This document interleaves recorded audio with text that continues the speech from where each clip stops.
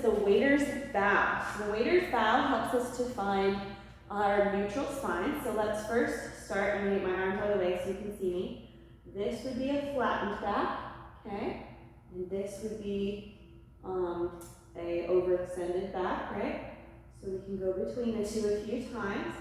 Really get into this, okay? It's really good to stretch your body like this. And then we find neutral. There's neutral, okay? You can see in neutral, there's a small bend in my low back, but nothing so deep as there would be here, okay?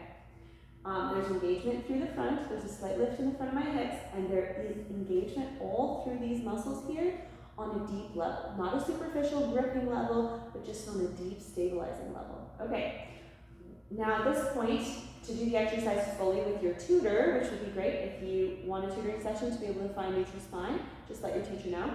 We would take a rod and we would put it against the back so that you can see that the rod touches here and it touches here, but it doesn't quite touch here.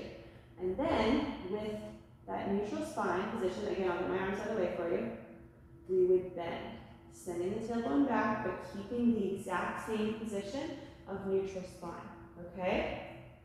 Good.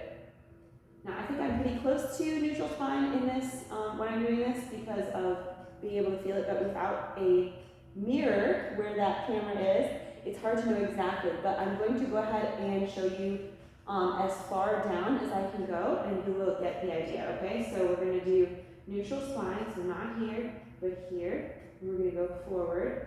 We're gonna soften in our knees, holding the same neutral spine position. We come all the way to here. Your goal should be to get to here at least, okay? To be at a high level of ballet, and then you should be able to hold neutral spine even below. Okay, now if you end up going like this, instead of holding neutral spine, you will be, obviously it's the same as flattening your back, and it puts a lot of pressure on these low spinal joints, and that can give you injury, and it also means that you end up in high développé devant like this, right? Rather than like that in neutral spine, okay? So those are some reasons why we love it, and if you don't have the hamstring flexibility to get all the way down, then you would want to start working on that as well by sitting in a forward fold or with your legs out on the ground, reaching for your toes, and sitting there for 30 seconds, preferably after your workout so you're really warm.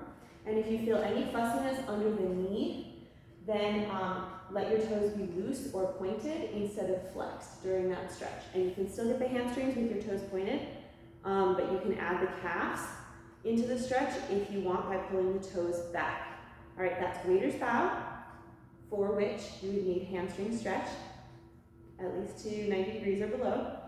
And this will help you throughout so many, basically all of your ballet repertoire. You've got to have that neutral spine locked in. So this is a good way to test to see if you have it, and then a way to kind of, you can do it again before your other exercises to make sure that you have your exact